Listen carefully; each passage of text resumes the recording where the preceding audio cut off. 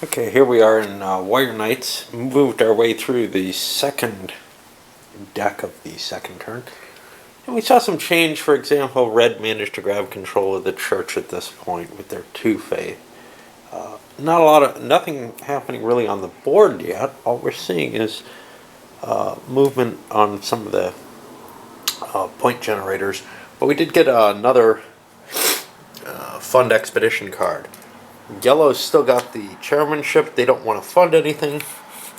But the Spice Islands one came down. Now, because this is blessed, 2 come out, and the better one wins. They're both no news, which means we have to wait until the next time it comes. Now, that blessing remains for the entire duration of the expedition. Still more points having been allocated without much change except to the length of the various things. Yellow's been specifically avoiding triggering taxation. They've been getting church cards, and they've played 2 of them so far. They put them in the assembly box. They don't want their card back so much as a chance to get a territory and get some cash. Neutral event came up though, or action. Muster forces. Barons can remove casualty tokens. This is a big deal for black. They were sitting here at a disadvantage, and now they can get rid of 3 of these for $6. That's a lot of cash. They're hoping taxation will help them here. Alright. And we get more cards coming. More vote cards. Well, blue picked their own serve the church. They took their faith point for that. They're dropping this in taxation. They could have put it in taxation or assembly to trigger getting their card back, as it were. I'm going to leave this face up because we're entering the taxation phase. And this is really quite simple, as we might imagine. We just get income from every city and concession. So very quickly for blue, they're going to get $5. And they could definitely use that. And likewise, everybody else gets their money. Red gets 2. Nobody's got any concessions, from what I remember. And I'll go around and finish that. And now we ended up with a new assembly showing up. Now this one's interesting. Red can't go to it. So his votes are just not going to count. We got 3 cards here, which Yellow, as the current Chancellor, gets to choose the order of. Mercenary tax. Each mercenary troop is increased by 1 crown. And then a couple of titles. Now, obviously, the Lord Commander title just gives you an extra fate card in battle. That's, like having another 100 troops at any time, except you can't take losses from them. The Admiral gives you the ability to start moving to these with some ease. Yellow would really like that, I think. They don't feel like they're going to have the capacity to handle things on board as easily. Unfortunately, their stronghold has to be on the board. So they're going to leave the order the same, in part because they've got some decent mercenaries already bid. And then we're going to go through the different votes. I'll show where they landed because this is something that mechanically I have to do some things to generate who's going to vote for what, and I have to take some thought for that. So the resolution of that, first of all, the first one, the mercenary tax, no one even voted on it. Yellow gavelled it down. Second one, the Lord Commander, that was assigned to Red's main general. They bought it for, I think, 5, which is a pretty good price for that. And the Admiral went for 7 over here to a purple leader. Purple's looking at it. I hope they put it on the right one. Yeah. Purple's looking at it as, I'm already set up there, and I'm not really fighting anyone. That makes them closer than kingdom territories. I might as well take them. Yellow bid a lot on it, $5. They didn't get it. They were hoping that it would go cheaper. In a way, they didn't really want it. They should have taken the the Lord Commander, because they're locked in a land battle down here, and they don't have an easy way out to the port. They're just afraid they're going to lose their stronghold, and thought this would be a good way out. Now we draw new agenda cards.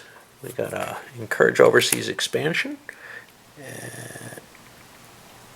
Anytime an overseas territory is captured from neutrals, it's worth 10 extra crowns.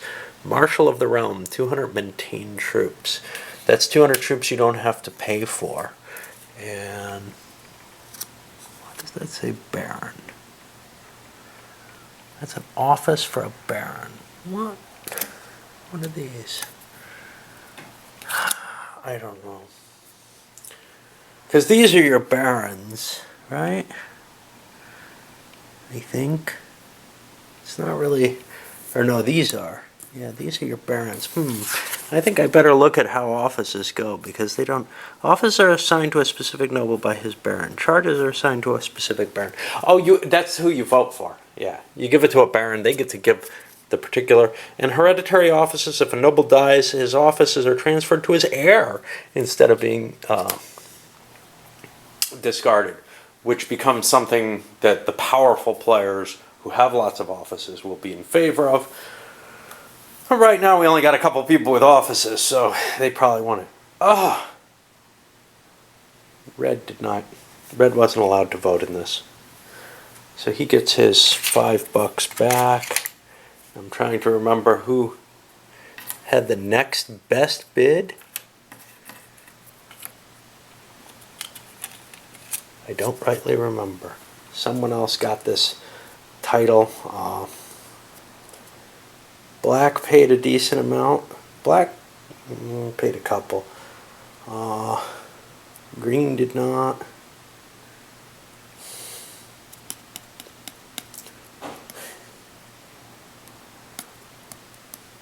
I think black got it. It's either black or blue. Blue had 3, and I think black got it. And they're going to give it to their better field commander here. Yeah, I forgot about this. Now this gets discarded, right? Discard at the beginning of the next assembly. He's not at that assembly, but he's no longer affected. And he got 10 gold for very little effect, except he would have been Lord Commander if at a cheap price if he had done it correctly. Okay. And now we continue on. Oh, before I draw that, I gotta sort these out. And we saw a couple people grab some assembly support right afterwards.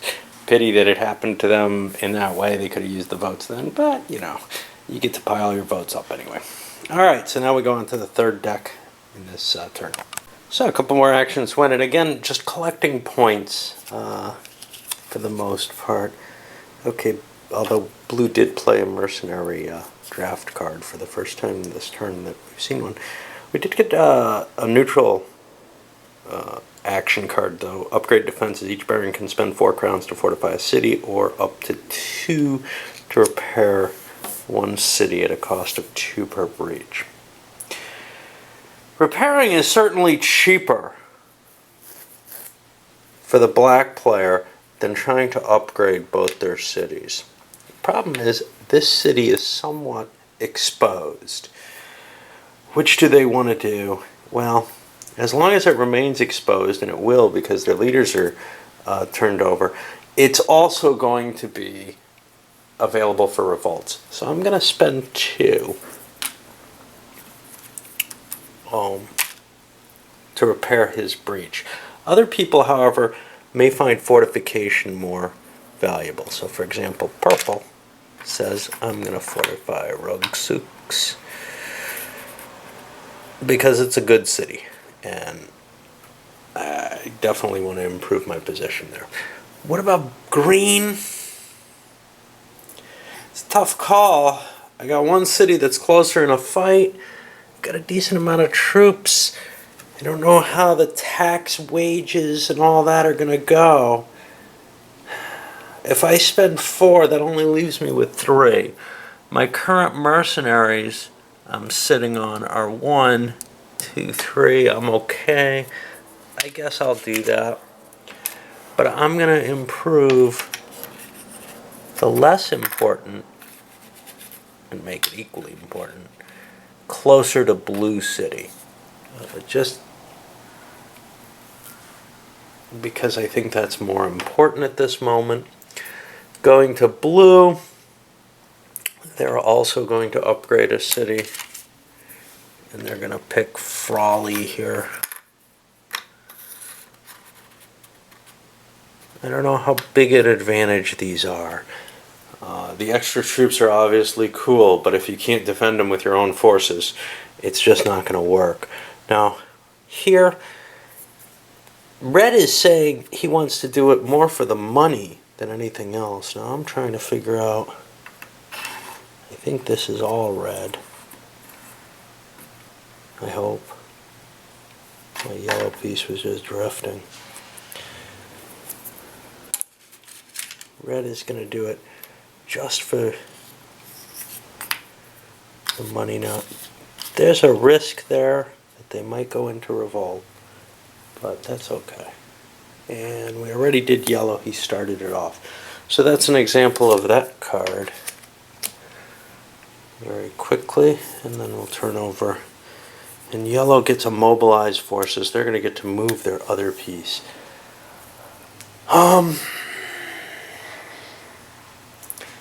I think they want this guy, the circle. He's got 350, 550 strength points. Actually, that shouldn't be flipped quite yet. 550 is not 1, 2, 3, 4, 5, 6, 7 enough to really handle black 8. So we're going to march into Getz, and we're going to launch an immediate assault there. I'll come back with what happened there. Well, yellow took the city, but with some losses. First of all, they caused a breach to the city, which reduces its defenses. They also took 100 casualties, which reduces their defenses further. Number of cards have been played, mainly on the mercenary draft pool. We see an important event, however. The head of the church chooses a baron to resolve the top event card. Okay, so it's a blue event, so it doesn't matter who chooses it. So he picks it himself. Good trade wins. Immediately move all active trading fleets 1 space forward, then draw and resolve fate cards for any fleets on space 3. Well, we have this. 2 cards are drawn. And it takes the better. This is to the Spice Islands. And it's going to pay out at 3 times, which is pretty good. Take care of that. We've got some heavy money investments on there, so and everybody's invested.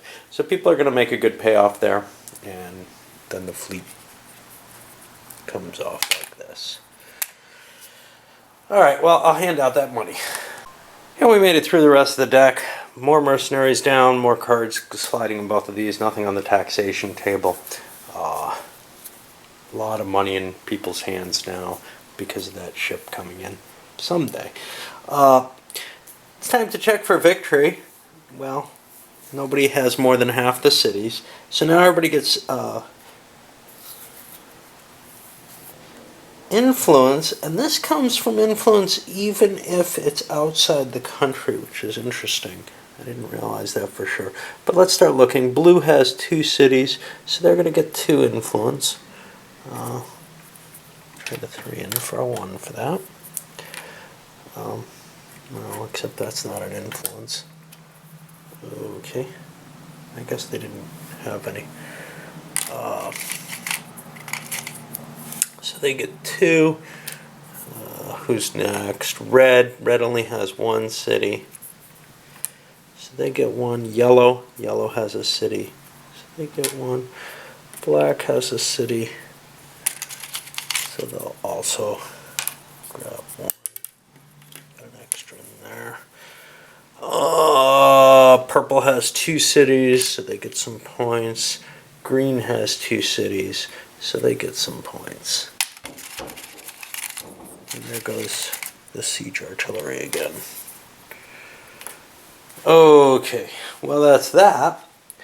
Now we have to worry about revolts. Cities that a baron controls that don't have a noble in them, one at a time, are going to be checked with a fate card. If the fate card says revolt, the city becomes neutral, unless the baron plays a faith or twice the city's income in crowns. Well, let's look at what's not garrisoned. This red city's not garrisoned. Let's see what we got there. We got a revolt there. I'll throw a faith counter. That seems fair. Okay. That's a stronghold, so that's safe. It looks like everything else has a garrison in it, so that was the only possible revolt. Easy enough. Although obviously, as you gain more cities, as you become more powerful, you only have 4 nobles to defend yourself with. Okay. No sea movements underway. Refresh nobles. Everybody flips over and becomes healthier. I'll take care of that in a bit. Return nobles to board. Well, if he had died, we would have had that situation, but he didn't. So we don't have to actually worry about that. And that's it. That's the end of this turn. I'll load this one up, and we'll start the third turn.